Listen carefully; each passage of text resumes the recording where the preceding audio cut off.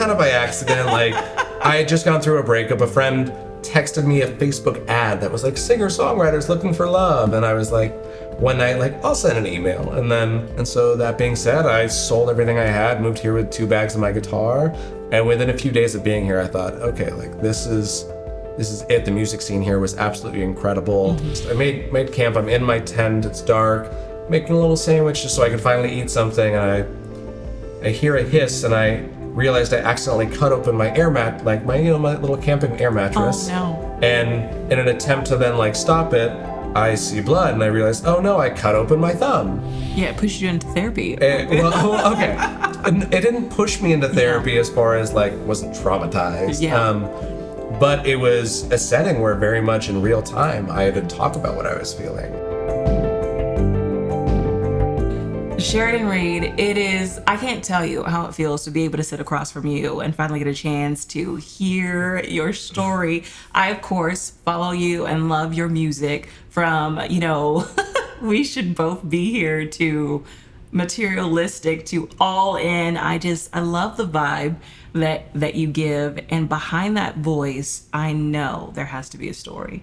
It's always reassuring to have somebody actually say, hey, I love your music. Yeah. And I appreciate you having me today as well. Currently, obviously I'm in Austin, Texas. I've been out here about 7 years, but prior to that, I've been in California my whole life. I'm, a city boy at heart, being a cowboy sometimes. Yeah, pretending to be one. Yeah, I grew up in inner city San Francisco. Yeah. My mom was from the East Coast, and my dad was from the Bay Area originally. And growing up there, I was exposed to a lot of the arts from an early age, even as far as in public school, taking field trips to museums and going to see the orchestra. And I mean, every Friday having a professional poet come teach us. And we would actually sometimes, I remember, even go to a museum and pick out a piece and write a poem about it. Yeah. And so just from a very early age, there was a lot of yearning on my end to like just be involved with this. I really loved it, musical theater, kind of all these different aspects that I adored, and I knew I wanted to be involved with that in some way. And then after that, went to Sacramento, where got more involved with music. My brother before me was also a musician as well, and when he graduated high school, he actually moved straight to LA to do the band thing with his friends. Lived there for a few years, and actually seeing him go through that really inspired me and made it feel like, okay, like it's not insane to want to go to do music or want to pursue this. And obviously, my older brother is a very huge figure in my life, and I look up to him in a lot of ways. And I almost followed in his footsteps in a large sense as well. In college, when I went to San Diego, I was going there really to learn and study and just find myself a little bit more. I knew that I wanted to focus on music, and I knew that that's what I wanted to do. But I also knew that for me, my logical side, which is a large part of me, knew that future Sheridan would appreciate putting in the work and making sure I get that little piece of paper, and also figuring out what I can learn along the way. And so when I went there, I studied sociology and philosophy and a lot of just really heady things that I enjoyed talking about and getting into. During that time, I was working my way through college at a restaurant, bussing tables, serving, bartending, doing all the different things. And I played with a few different groups. I played with the Jazz Combo full-time for a living one summer. I played in a pop-punk band. Wow. Your sound is starting to make sense. Yeah, and even then, too, is when I got kind of more into the San Diego beachy sound, like Jack Johnson and Jason Mraz a little bit. Yeah. And from San Diego, I kind of ended up in Austin by accident. The restaurant that I had been working at. By accident? Yeah, it was like intentional, but only semi. Well, because most people, they plan to come to Austin. It's the thing to do now. It is. At that time, though, I had never really heard about Austin. It wasn't really on my radar. I knew that when I finished college, I wanted to focus on music, and so I was naturally thinking New York or New Orleans for the jazz or Chicago for the blues. And then Austin kind of popped up, and everybody that I talked to had nothing but amazing things to say about it. Yeah. And so that being said, I sold everything I had, moved here with 2 bags of my guitar, and within a few days of being here, I thought, okay, like this is it. The music scene here was absolutely incredible. Mm-hmm. Within a few months of being here in Austin, I actually started playing with a 90s R&B and funk cover band. Okay. And that had been a huge influence on my music. Yeah. I had never really been exposed to like a lot of R&B growing up. It's It was a lot of that. like classical music and like kind of, and like rock and roll and all this stuff. And I love the way that it had a groove and it made you feel and you could move to it. And so all of a sudden I was playing all this music that I'd never really heard before, never really been exposed to. And I thought, okay, this feels like more the direction I want to go a little bit. Because at that point, you know, all the different styles that I had played, I still was feeling like I was finding my voice. I was still figuring out who I was as an artist. And I mean, I still am to an extent, but I feel like the vision is getting more and more clear. Well, you can hear it too. I mean, music, I tell anybody, and another reason why I wanted to have you on the show, music is the way that I cope with anything that is happening. And like, music has been a very big part of me finding my voice. As far as, you know, how we cope too, that's how I got into songwriting. When I was in, you know, 13, around then, my parents started getting a divorce. That's why we ended up moving up to Sacramento. Which ended up again being kind of a blessing in disguise in that it exposed me to a music program that otherwise I wouldn't have been a part of. And at that time, when I was probably, you know, 14, 15, that's when I started writing music. And I started writing as a way to just talk about what I was feeling and kind of speak about it in almost an abstract way that made sense to me.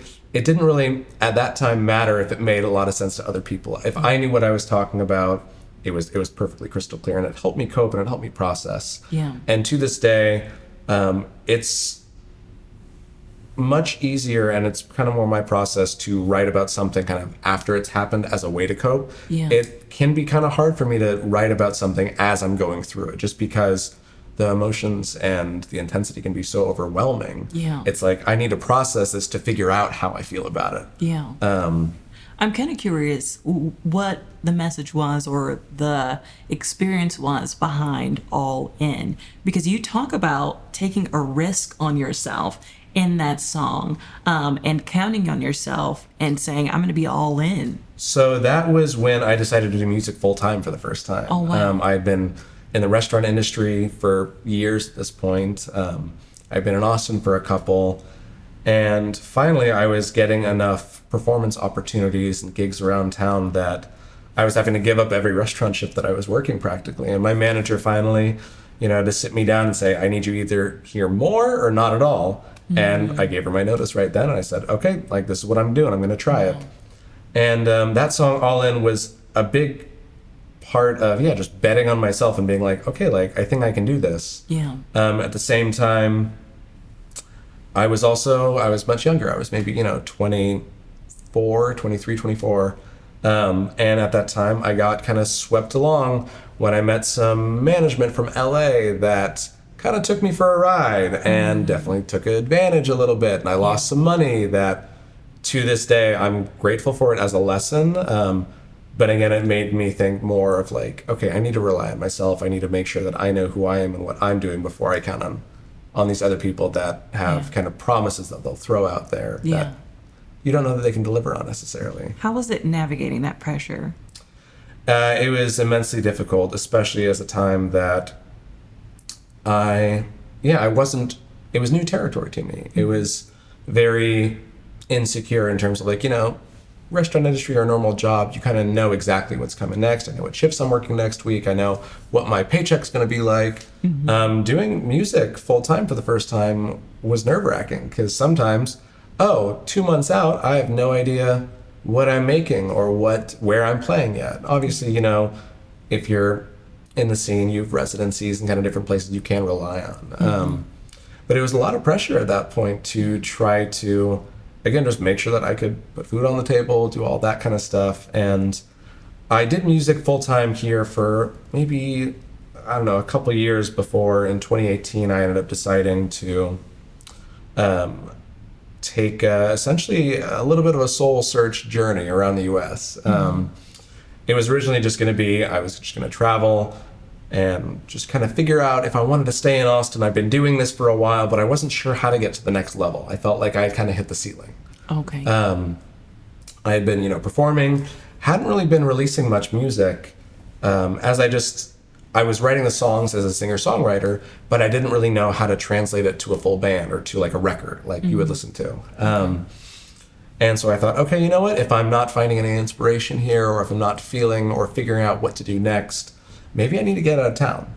And so I decided to leave and ended up booking a show in Orlando before I even left. And that ended up turning into another show in Florida. And then that turned into another show in Nashville and then New York. And so in 2018, I ended up kind of on this 3-month trip all around the US where I drove like 15,000 miles or something. Got to see more of the world than I ever really had before. Had incredible experiences in each city. And during that time is when I came back to Austin. I was like, no, like I think this is where I need to be for the next step. And I met my next my production team, my producers that I was working with, and we recorded actually on that trip. Right before I left, we recorded the single "We Should Both Be Here," which that was kind of the first step in finding my sound. I felt like I wrote that song, I think in a day. Oh wow! Yeah, it just sometimes. I was expecting that. You said a day, and I was like, did I hear that right? Yeah, I've heard a fun analogy for inspiration in music and writing and the muses almost, where sometimes creativity is like pulling roots out of the ground almost, and you have to struggle for it, and it's a fight. And other times it's like picking a ripe apple off a tree, and it's easy, and it just comes to you, and it flows. Yeah. I think there's a time and place for each one, but like "We Should Both Be Here" was one of those things where it just came out of me and it flowed. And obviously I came back and I edited it and tweaked it a little bit just to kind of, I'm a perfectionist, to get to the point where I felt like it really just like locked in. Yeah. And at that point I was like, okay, I think this feels more like the sound that I'm trying to go. This feels more like my voice. This feels more like who I am. And halfway through that trip, stopped back in Austin, recorded and shot the music video in less than 24 hours again, and then I was right back off. Over then the next several months of the next year, I was actually getting those releases like All In and Too Little Too Late's another one, ready for release. I had kind of written them during this time. Yeah. But again, like I said, it wasn't until I kind of met my current production team that I started zeroing in on the sound that I actually wanted to produce with them. Yeah. It's something about having community that brings those ideas together. And a lot of what we do here at the show, and getting the message out, is letting people know they aren't alone and they don't have to do it alone, with whatever journey they're going through, especially when it comes to mental health. And I love that you're also talking about finding your voice, because I think that also happens in community. And for you, that's been pretty important because you were a pastor's kid at one point. I was indeed, yeah. So I grew up in the church, and even when I was in high school, before me, my brother was the youth worship leader, and then I became the youth worship leader. And that's actually what got me started with playing guitar and singing. And that was kind of the first really, very centric community that I was a part of. And I remember feeling that. And actually, when I was probably 16 or 17 or so, I started kind of questioning, like, I don't know if this is for me. I was raised this and I've been told this, but do I actually believe it? And it was really tough because at that time, I actually, as soon as kind of like word got out or I stopped going to youth group as much, I felt like I got ostracized from the community a little bit because all of a sudden I wasn't diehard. Yeah. And that was really, really difficult. That felt very isolating, and that felt, okay, like, where's my community now? Yeah. And at that time, I was 16. What did that do for you, feeling like you had been cut off? It was really, really difficult. And I think that was another instigator for writing music as well, was finding solace in that. Yeah. And that's where, around that same time, was when I started my band, and there were like almost a family unit. And I also had jazz choir, and I was also working 30 hours a week at this time when I was 16 at a movie theater.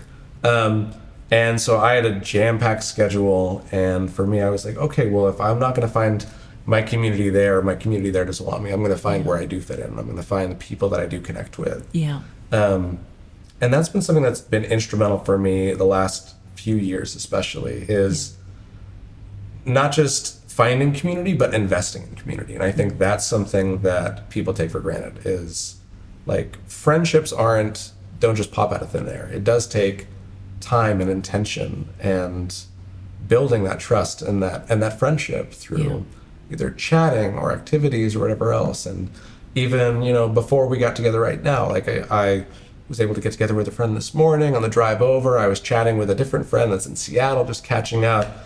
And these people mean the world to me. Yeah. But it's something that coming back from that trip from around the US, I had to recognize, like, if community is something I want, if it's something I value, I have to put in the time and the effort to connect with them. Yeah. Because I remember feeling at one point on that trip, I was in the middle of nowhere in Colorado, and I was exhausted. I've been driving, 6 hours a day for I don't know how long, just all over the place. Sometimes staying with friends, sometimes camping, sometimes crashing in my Subaru. Oh, wow. And at one point, I was in the middle of Colorado. This was probably halfway through my trip, and things didn't go right. It was the very end of the night. I wasn't able to find a campground until close to midnight or something. I was just exhausted at this point, running off little sleep, driving too much every day, and just spending, hours in the car by myself, just thinking and just contemplating. And even though I had been having lots of amazing experiences, I was, by myself. And this night, everything went wrong practically, where I made camp. I'm in my tent. It's dark, making a little sandwich just so I could finally eat something. And I hear a hiss, and I realized I accidentally cut open my air mat, like my little camping air mattress. Oh, no. And in an attempt to then stop it, I see blood, and I realized, oh no, I cut open my thumb. And I don't have a first aid kit or anything like that. And I just have paper towels and duct tape wrapped around my hand as it's bleeding, and I end up just laying out on my yoga mat at that point. And it was a point where I was like, what am I doing out here? Nobody knows where I am. This is miserable. This is really hard. Yeah. And I needed a break at that point. And the next day I drove straight to Salt Lake City and got a hotel room. I was like, you know what? I need this. And funny enough, the bellhop put things in perspective a little bit, where my car was just packed with gear, whether it was camping gear, it was musical instruments, it was, clothing, cooler for food, and just everything. Yeah. And unloading all my musical instruments, the bellhop. Because you're kind of living in your car totally. at this point. Yeah. I actually gave up my apartment, and I was living in my car at that point, or with friends or whatever else. Wow. Because again, I wasn't sure if I was coming back to Austin, so I was like, I'm not going to have an apartment if I don't know I'm coming back. Yeah.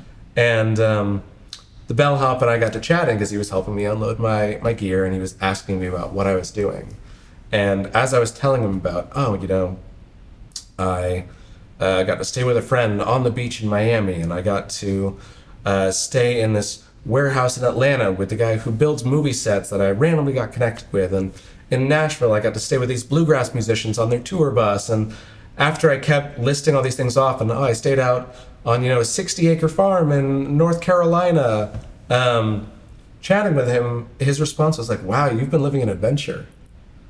And it was refreshing. Yeah. And it reminded me I don't have to do this. I'm getting to do this right now. Even though it's really hard, and there's difficult times in it, I'm really fortunate to be able to just take this leap of faith, essentially. Yeah. And so getting back from that trip, though, with the good and the bad, recognizing that, I think it's best said almost at the end of Into the Wild. It's a book and a movie. Yeah. The very end of it, this guy's been living out in the wilderness by himself because he wanted to live in nature and be at one.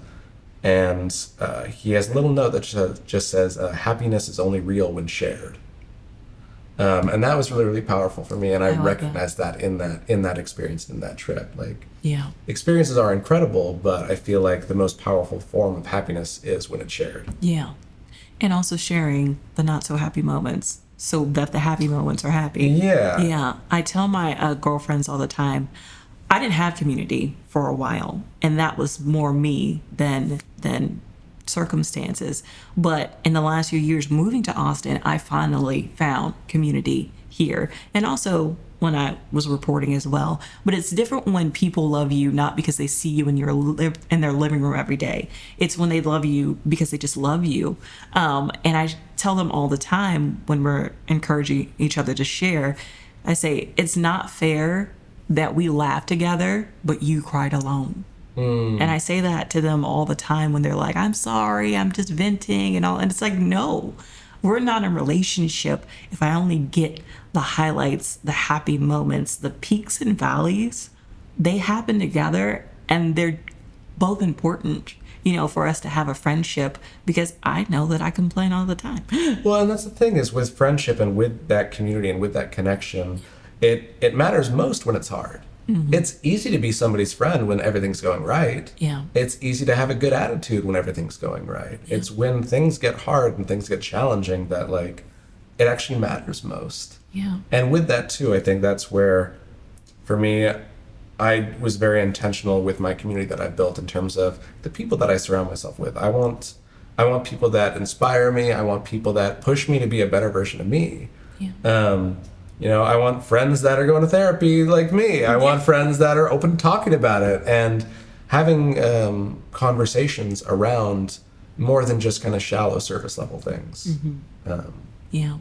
How has it been for you going through therapy? Because we haven't talked about that much on the show. We've talked about other type of coping mechanisms, but I believe everybody should be in therapy at some point, at some point, because it helps to, especially if you can't find that community, it helps to talk to someone.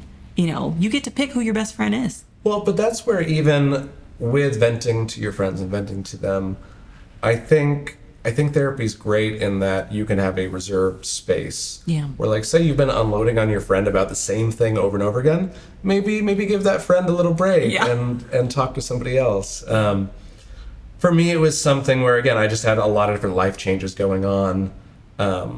And I wanted help processing it a little bit. I felt there wasn't any one specific thing that I was like, I'm working on this, but all the people that I looked up to were in therapy. Yeah.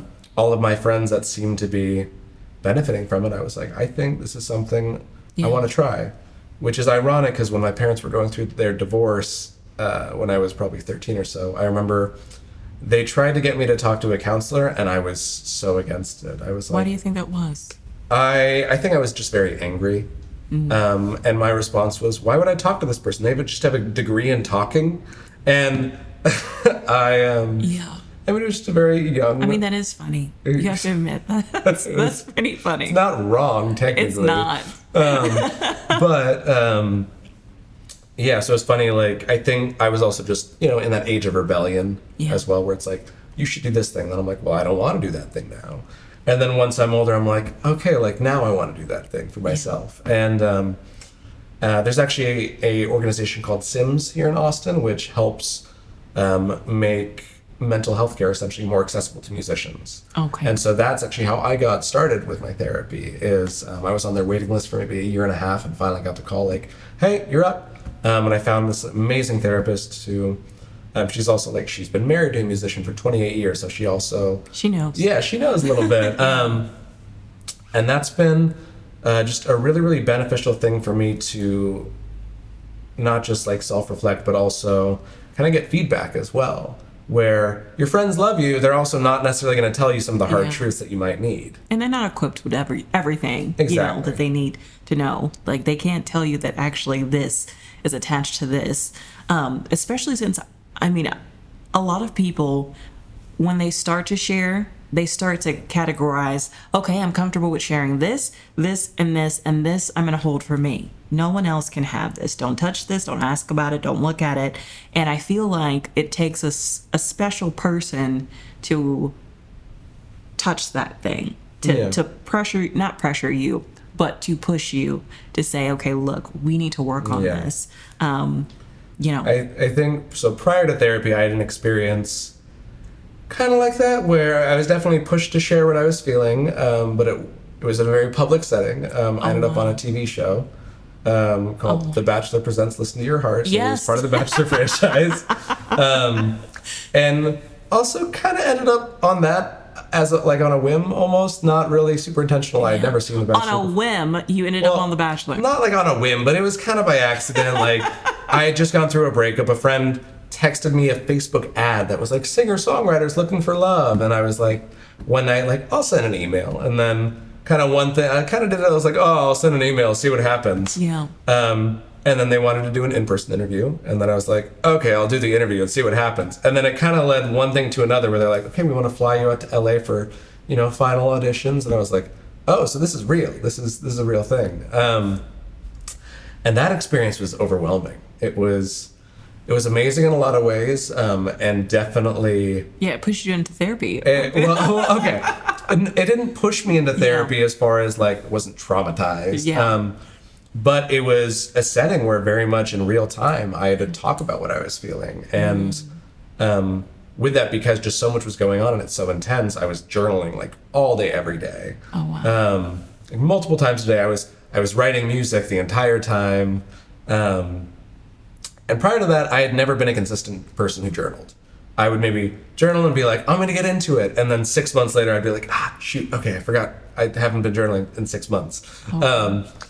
That's me. Yeah. And in that experience, in order for me to like really just, process everything that was going on, I turned to my journal and it became like my lifeline practically.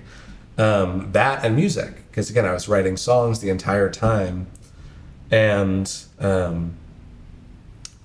from that, I realized, okay, like how important it is to me to be able to process and to be able to kind of like think through and work through whatever emotions I'm going through, whatever I'm dealing with, whether it's good or bad. Yeah.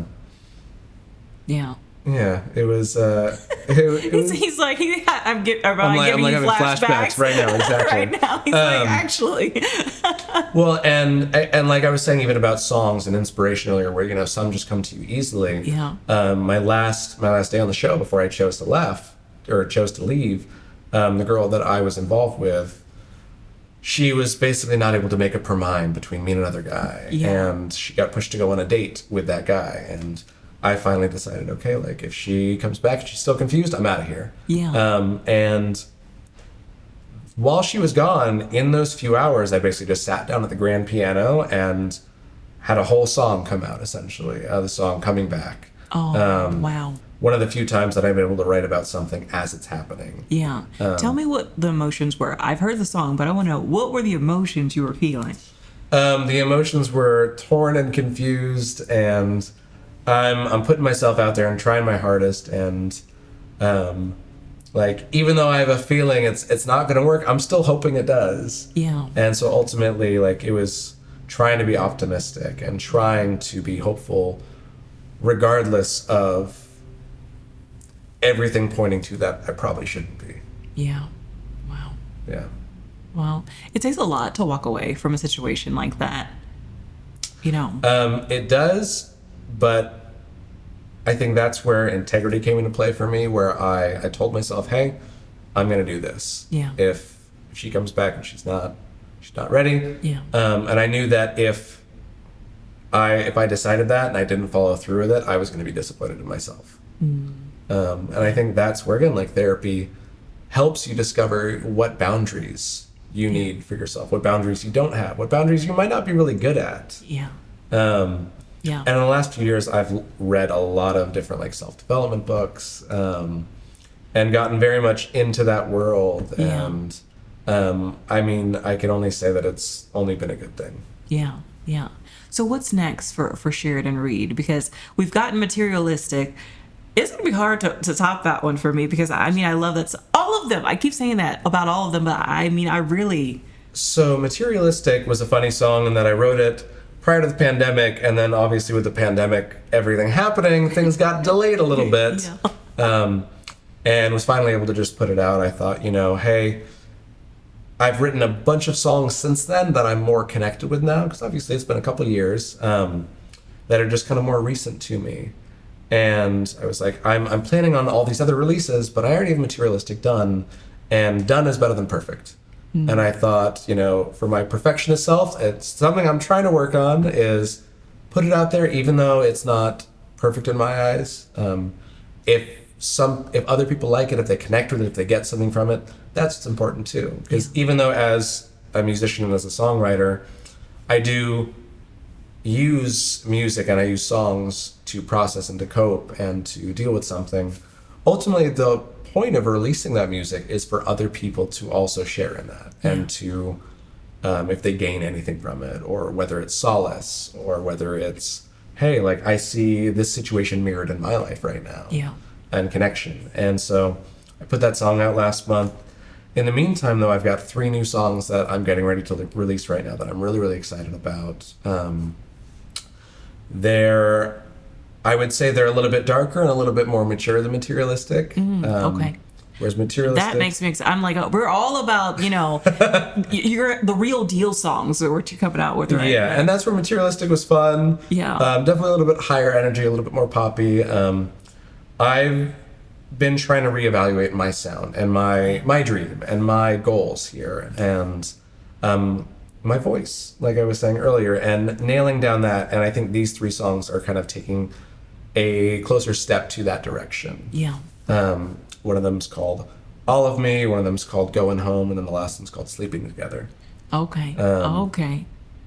And that one is a song I'm really, really proud of. I was trying to say something big in a small way. And essentially the line in the chorus is, why do we call it sleeping together? You never stay the night. Yeah. And I think for a lot of us, we throw around the term, like, oh, they're sleeping together, whatever. Yeah. But what does that mean? Wow. Is there intimacy there? Is there love there? Yeah. Is it just sex, or is it something more? Yeah. Do you really care about me? Yeah. I was sitting by myself, sipping whiskey from the well, because it's not like I can tell what's good for me, because I got a certain type. He's a high and jeans are tight. I don't know if I really like what's good for me. And I don't know why I've got expectations and don't think I'm fine. A good explanation. Why do we call it sleeping together? You never stay the night. Why do we say we're falling in love when you never say you're mine? Always wonder when I'll wake up again, you'll be gone for the 1,000th time. Why do we call it sleeping together? You never stay the night.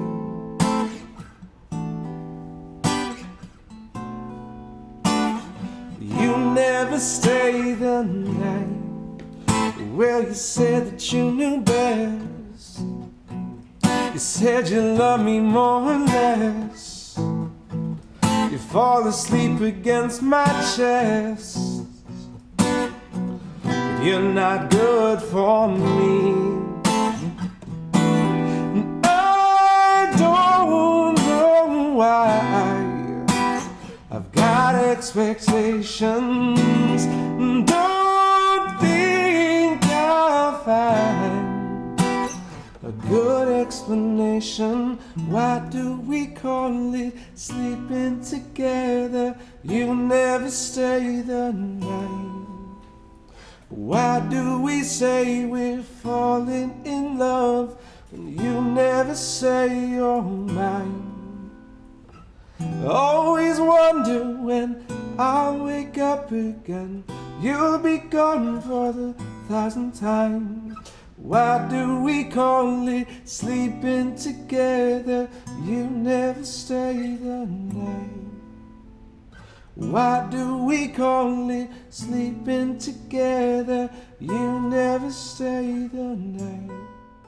This has been The Real Deal with Bre Clark. Make sure you like, share, and subscribe, and you can continue to follow the show on YouTube, Instagram, and Facebook. Until next time, real conversations with real people.